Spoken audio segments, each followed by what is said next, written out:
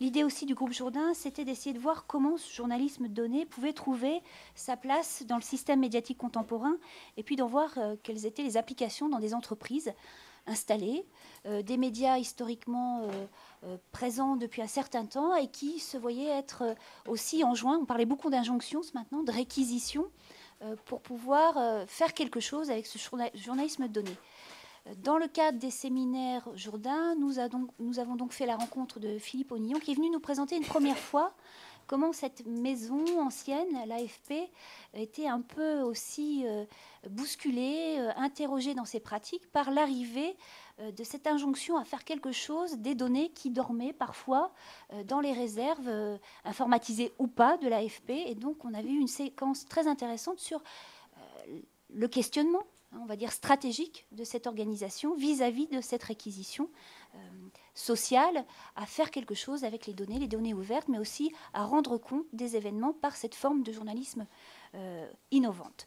Donc, pour cette présentation cet après-midi, je pense qu'il va y avoir peut-être 2 temps, vos réactions éventuellement par rapport à ce que vous avez entendu jusqu'à maintenant et leur applicabilité dans le cadre de l'AFP, dans une certaine mesure, et puis peut-être aussi faire le point de où en est cette institution vis-à-vis de l'intégration du journalisme de données.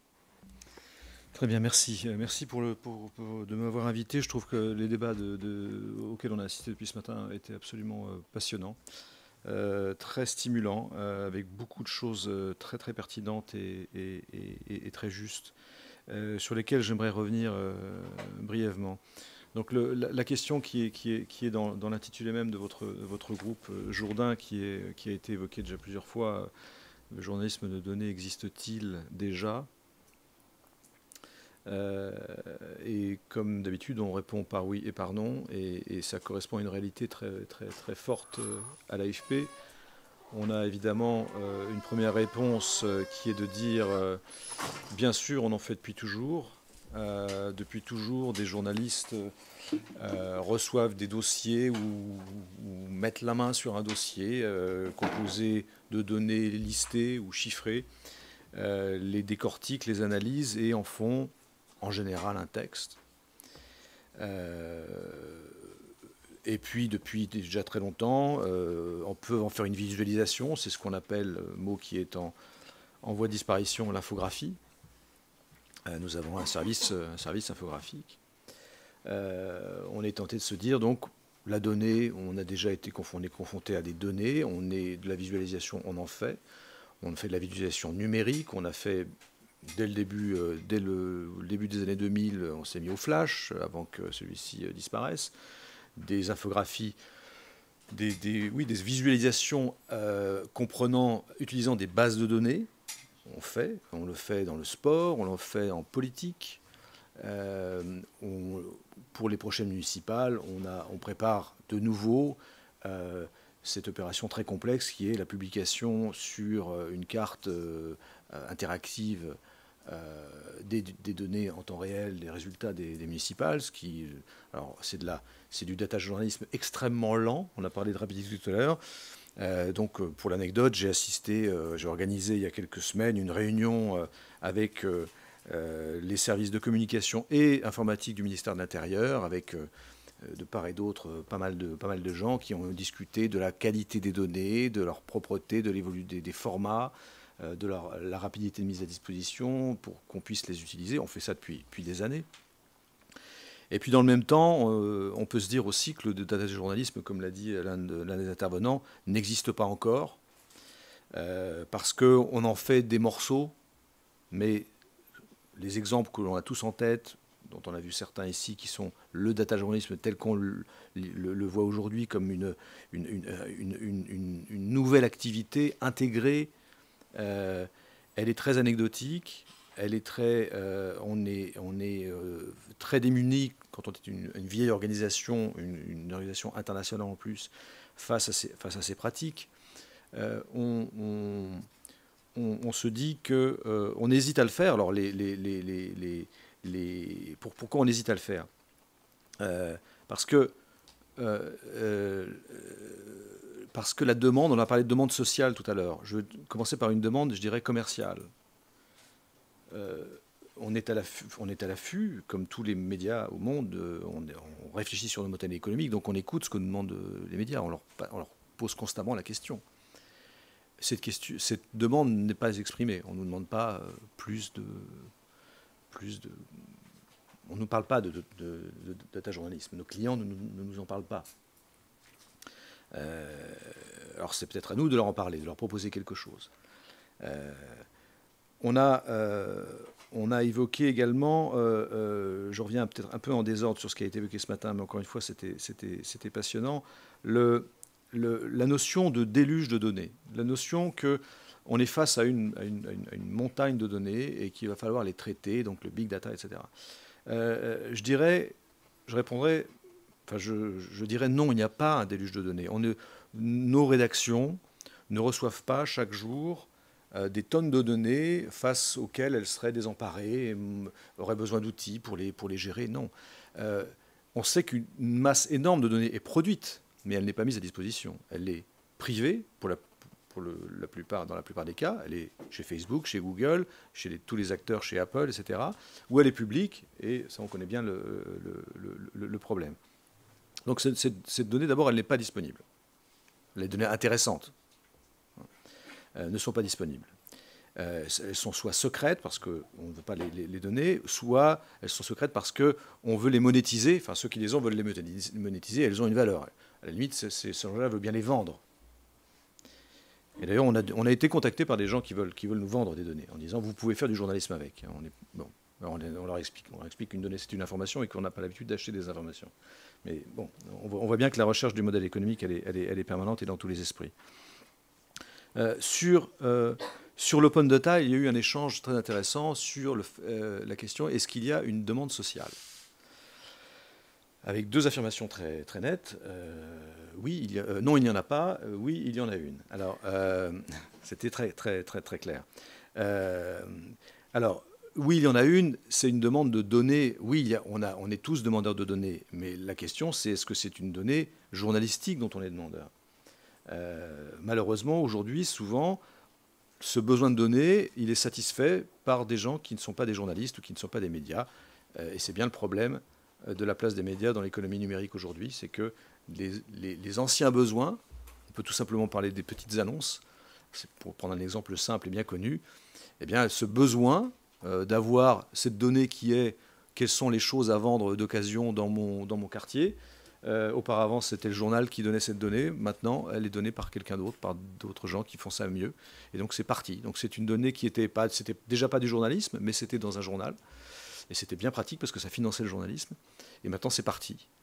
Et donc, la donnée, c'est une demande sociale qui est forte, qui existe, mais elle n'est plus dans la sphère d'influence ou d'opération des médias. Pour ce qui est de l'open data au sens au service de la démocratie, de la transparence, de la gouvernance des États, là, je voudrais apporter un élément. Il n'y a pas... Je fais référence à ce que nous a dit Olivier Trédan sur l'expérience à Rennes. Et sur, par exemple, le peu de connexion qu'il peut y avoir sur les quelques applications qui existent.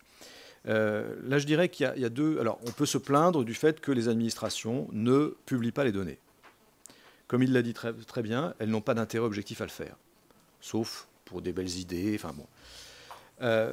Il y a deux façons d'obtenir cette publication. Soit c'est la loi, tout simplement. C'est-à-dire qu'il y a des données qui doivent être publiées, elles le sont, effectivement. Bon. Ou bien une pression, pas vraiment sociale, je dirais, une pression médiatique. C'est la responsabilité des journalistes, des médias, d'exercer cette pression. Et on voit qu'en France, elle est très faible.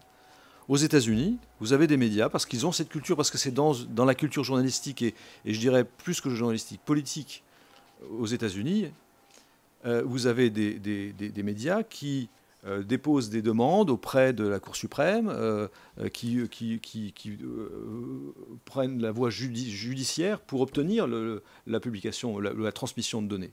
Donc je dirais que la responsabilité, elle repose sur nous, soit en tant que citoyens pour militer pour obtenir des lois qui se traduisent, qui impliquent une obligation de publication ou de transmission des données, soit en tant que journaliste, pour exiger encore et encore que l'on ait accès à ces données.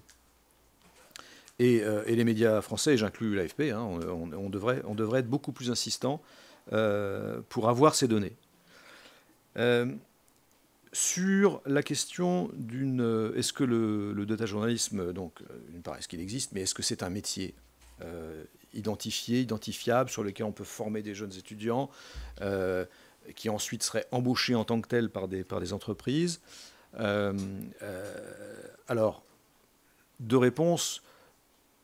On serait dans l'idéal, c'est un peu comme, je dirais, la pratique des réseaux sociaux ou la notion, les outils numériques. On a envie de dire, l'idéal, c'est que tout le monde soit data journaliste, journaliste de données, et personne ne soit spécialisé dans ce métier. C'est un rêve, évidemment, mais à mon avis, c'est dans ce chemin que devraient s'engager les écoles de journalisme. Il faut qu'il y ait de la donnée dans beaucoup de domaines. Il faut que ça soit disséminé dans les esprits. Il faut revenir. Ce n'est pas des sessions de quelques jours ou de quelques heures qui vont permettre ça. Ça pourrait même commencer avant les écoles de journalisme, dans des cursus beaucoup plus généralistes avant. Et on est très très loin de ce qu'on a vu qui était fort passionnant. Mais il faut être très modeste dans les formations et même nous dans les entreprises. Il faut être très modeste. Je pense qu'une victoire extraordinaire serait que chaque journaliste, parlons de l'AFP, chaque journaliste de l'AFP, mais je pense que mes collègues dans les autres rédactions auraient le même propos, sache manier les fonctions basiques d'un tableur. On en est là. Je veux dire, et encore, je pense que dans chaque rédaction, vous pourrez trouver au moins dans chaque grande rédaction, vous pourrez trouver quelques journalistes qui n'utilisent pas l'email. En tout cas, chez nous, je peux vous en trouver. Et je pense qu'on n'est pas les seuls. Donc, oui, l'email. Alors, Internet est un peu plus adopté. Enfin, les exceptions sont peut-être plus rares. On a eu... Je fais une petite parenthèse pour l'anecdote, pour vous faire sourire aussi. On est en train de déployer un outil rédactionnel qu'on a refondu totalement à grands frais pour produire justement les métadonnées dont je vais vous parler tout à l'heure. C'était une vraie école de modestie. On a dû apprendre la notion de clic droit à beaucoup de journalistes. C'est pour ça que je dis qu'il faut être humble. Alors on peut embaucher quelques geeks pour faire des graphiques, des visualisations super chouettes qu'on va tweeter et qu'on va diffuser dans le monde entier. Même le fameux New York Times vit sur Snowfall depuis 1 an et demi, 2 ans. Ils font des trucs super, mais à l'échelle de ce que produit au quotidien le New York Times, c'est très très faible en point de vue de quantité de journalisme produit chaque jour. Hein.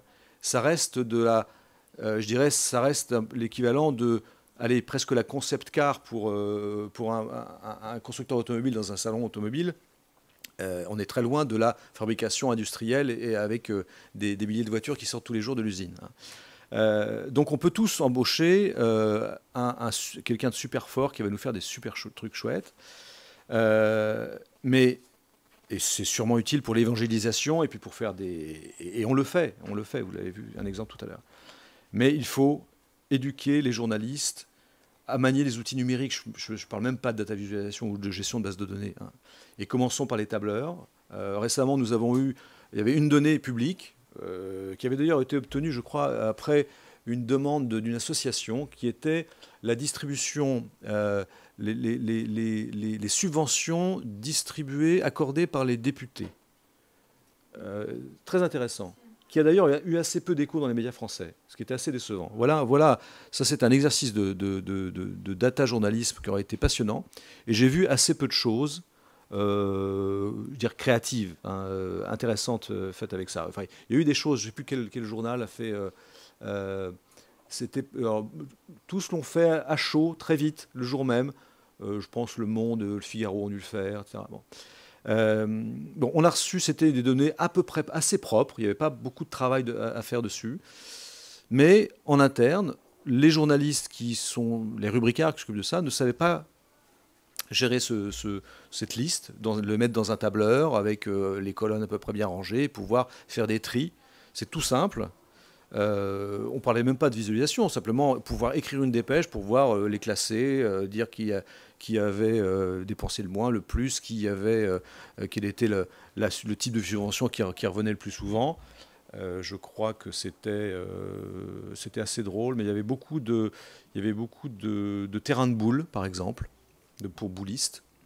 Donc il y avait des choses anecdotiques à faire à ça, amusantes ou plus sérieuses. Mais nos journalistes étaient désemparés. Enfin, en tout cas, ceux qui avaient ce jour-là cette information ne savaient pas à quoi en faire. Ils ont dû appeler à l'aide pour faire quelque chose de très basique.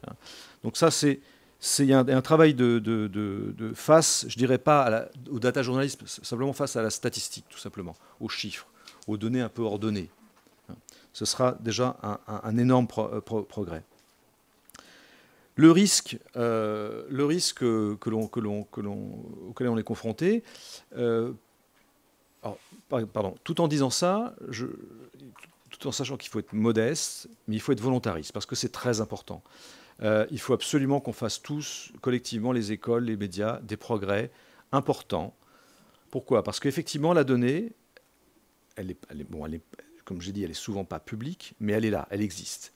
Et il y a beaucoup de gens qui l'utilisent déjà, qui vont essayer de la monétiser, ou qui vont essayer de communiquer avec, qui communiquent déjà avec.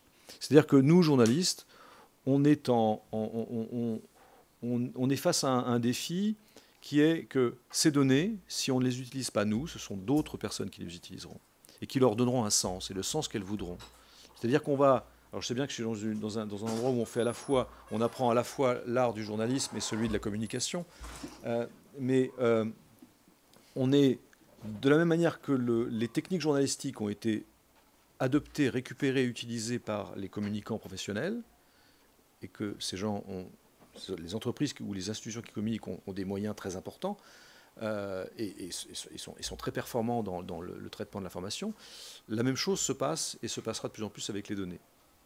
Des gens qui savent manier les bases de données et qui savent faire des visualisations percutantes et convaincantes, il y en aura probablement plus en face que dans nos rédactions qui ont de moins en moins de moyens. Donc il faut mettre toutes nos forces, notre énergie, pas toutes, mais bon, au maximum dans cet apprentissage, parce que le risque, c'est que de la même manière qu'aujourd'hui, de nombreux journalistes reçoivent des dossiers de presse extrêmement bien faits, avec des communiqués ou de l'information background extrêmement bien présentée, très proche. Il y a parfois presque plus rien à faire pour le transformer en article. Et on voit bien le danger. Le danger, c'est que demain, mais c'est déjà le cas aujourd'hui, on reçoive des jeux de données très propres, très bien organisés, parfois même avec une visualisation très sympa, et qu'on n'ait plus rien à faire. Et c'est ce qui se passe déjà dans d'autres secteurs, mais la donnée sera encore un moyen encore plus puissant, puisqu'on va être, si on reste démunis, nous, journalistes, là, on ne pourra même plus interpréter les données. Et alors, je ne parle plus de la visualisation, devient accessoire. Donc ça, à mon avis, c'est un enjeu extrêmement important. On peut avoir des doutes sur le modèle économique du journalisme de données. On peut avoir des doutes sur l'intérêt. Est-ce qu'il ne faut pas mieux un papier bien écrit pour expliquer telle ou telle problématique? Mais le maniement des données, la compréhension des données, il est indispensable pour les années à venir. Et bien sûr, comme la donnée va être de plus en plus riche, elle va être de plus en plus complexe, ça va être de plus en plus difficile à comprendre. Alors,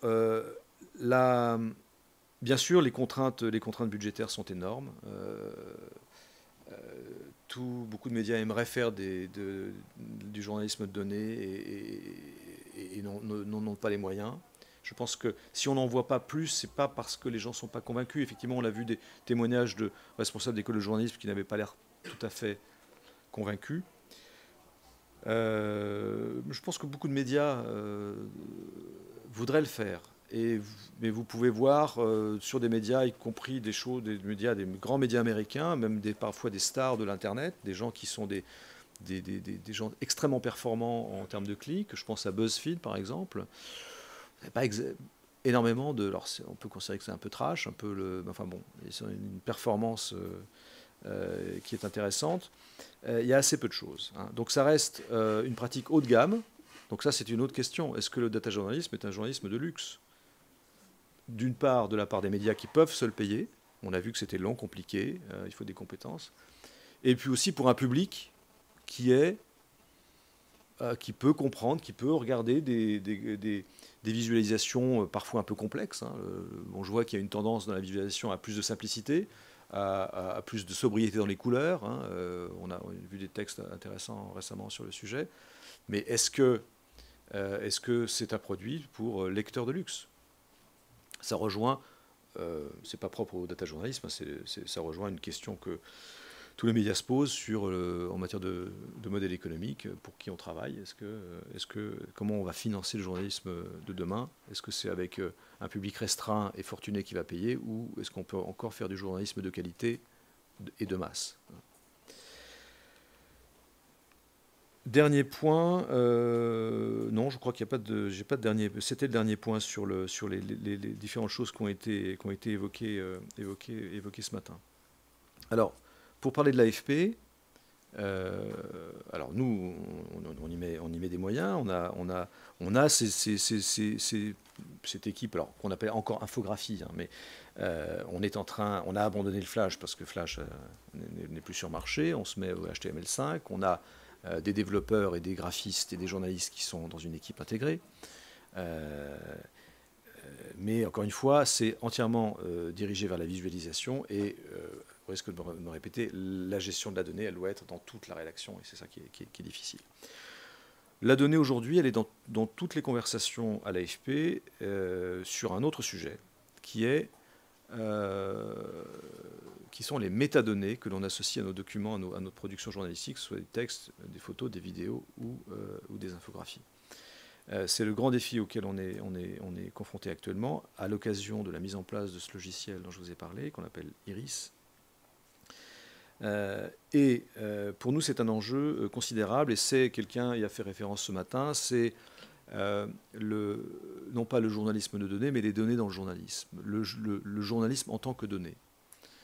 Et c'est un enjeu important. Pourquoi? Parce que on parle donc ici de catégorisation, c'est-à-dire je produis un objet et je mets, bon, allez, faisons simple, des mots-clés, ce qu'on appelait slug pour les dépêches il y a encore quelques années. Et on sait bien que sur Internet, pour être trouvé par des moteurs de recherche, pour pouvoir faire des nuages de mots, bon, il faut bien indexer, et puis ça embête un peu tout le monde. Hein. On sait très bien que, ah oui, j'ai écrit mon papier, j'ai fait mon enquête, puis alors, il faut que il y a mon chef qui me dit que j'ai pas mis assez de mots-clés, et que sinon je ne vais pas remonter dans les moteurs, etc. Bon. Alors nous, à l'AFP, on était contents de nous jusqu'à présent. On avait l'impression d'avoir inventé les mots-clés avec nos slugs. On fait ça depuis toujours. Et puis, on déploie ce nouveau logiciel. On a des ambitions, bien sûr, de développement. Enfin, on veut poursuivre notre développement sur Internet. Et puis, nos informaticiens et nos spécialistes des données nous disent que nos documents nos bases de données ne sont pas propres du tout. Qu'on a très mal travaillé depuis très longtemps, et qu'il y a un travail énorme et que ça va coûter des millions pour mettre tout ça au propre, et probablement on ne pourra jamais tout nettoyer, et que certains documents seront introuvables. Alors évidemment, il y a des documents qui précèdent l'informatisation, hein, donc on est dans le pré-numérique. Mais même ceux que l'on fait depuis l'informatisation de l'agence qui date de 76-77, certains ne sont plus retrouvables. Alors il y a des problèmes de format de stockage, mais surtout des problèmes d'indexation. C'est-à-dire que les journalistes, les photographes, mais pas seulement les photographes, ont mal indexé leurs photos. L'orthographe, le nom des gens est mal écrit. Alors c'était pas grave, on a vécu avec ça, c'est que c'est des données pas propres. Jamais dans notre histoire on nous avait dit vous avez un problème de... Si, parfois on nous disait, les rédacteurs en chef des journaux nous disaient attention aux fautes d'orthographe, hein, parce que derrière il faut qu'on corrige. Donc il y avait le SR qui se plaignait parce qu'on faisait des fautes d'orthographe. C'est tout ce qu'on entendait. Maintenant on nous dit c'est stratégique. Si vos données ne sont pas propres, elles ne pourront pas être dirigées déjà en interne pour fabriquer nos différents produits, nos différents services qui sont de plus en plus adaptés aux besoins des utilisateurs, des clients. Ben, c'est l'informatique qui joue le jeu, parce que les journalistes, bien sûr, aiguillent encore les dépêches, mais on veut être de plus en plus fin, et pour ça, les textes, les métadonnées associées à chaque document doivent être propres. Et aujourd'hui, on utilise, donc on travaille sur les référentiels, on utilise, on essaie de former les gens à produire des métadonnées propres dès le début, à bien orthographier les noms, à bien nommer, alors les entités nommées dont on a parlé tout à l'heure, dont Al a parlé, c'est un souci quotidien de bien nommer, parce que la géolocalisation est une demande très forte. Hein, de tout le monde. C'est un des moyens de monétisation les plus forts, la géolocalisation. Mais le travail qu'il y a derrière est énorme. Hein, pour avoir la bonne géolocalisation, on a fait des... et contrairement aux biologistes ou aux gens qui utilisent les merveilleux algorithmes dont a parlé Al tout à l'heure, nous, on est condamné au zéro défaut dans ce genre de données. Parce qu'on a eu, si la géolocalisation est mauvaise, on a une application qui est une map monde avec les informations qui s'affichent au bon endroit. Si la géolocalisation est mauvaise, on a des choses qui sont ridicules, qui sont graves pour l'image de l'agence. Une dépêche qu'on va mettre... à Paris, enfin quelque chose qui passe en Corée et ça apparaît sur Paris parce qu'on n'a pas pensé à mettre le nom. Pendant 50 ans, ça n'a pas été grave de pas mettre et puis tout d'un coup, ça devient très important, ça devient stratégique. On a un gros client qui nous dit j'ai une énormité sur mon site, vous m'avez mis un truc qui est absolument, faut retirer ça tout de suite, et on se dit mais qu'est-ce qui se passe, et voilà. Et donc la donnée nous rattrape et nous oblige à repenser notre travail. Alors c'est pas toujours très sympa à faire. C'est un peu comme beaucoup de choses dans le journalisme à l'ère du numérique. Ça demande une rigueur dont on s'était passé, qui est une rigueur formelle. Hein. Il faut que ça soit propre, parce que la machine veut que ça soit propre. Alors on a bien compris les enjeux, c'est pas très drôle, et c'est indispensable. Hein. Alors je vous passe les détails sur le travail que l'on fait, parce que c'est vraiment de la cuisine interne. Mais je voulais vous dire que nous, les données aujourd'hui, c'est vraiment ça.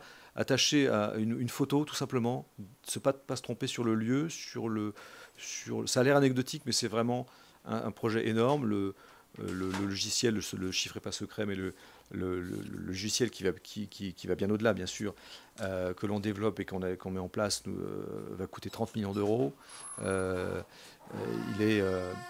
Il est censé pouvoir créer des objets multimédia, c'est-à-dire pourquoi on veut cette qualité de données, c'est parce qu'il faut que la bonne photo aille avec le bon texte. Hein. Et il ne faut pas qu'on ait une photo de Paris Hilton, pour reprendre l'exemple tout à l'heure de Paris Hilton, pour illustrer un discours de Bertrand Delanoë. Bon, c'est le genre de choses qui peut arriver si c'est pas propre. Bon. Et ça, sur une base de données, le dernier pointage, la base de données des documents numérisés depuis, je crois, 1994, parce que c'est les données au format web, je dirais. On était à 40 millions de documents, donc on ne va pas pouvoir tout nettoyer, mais les enjeux sont énormes en termes de ressources, de serveurs et logiciels et humaines. Voilà. Pardonnez-moi pour l'aspect un peu désordonné de cet exposé. Et je vais m'arrêter là parce que je préférerais répondre à des questions.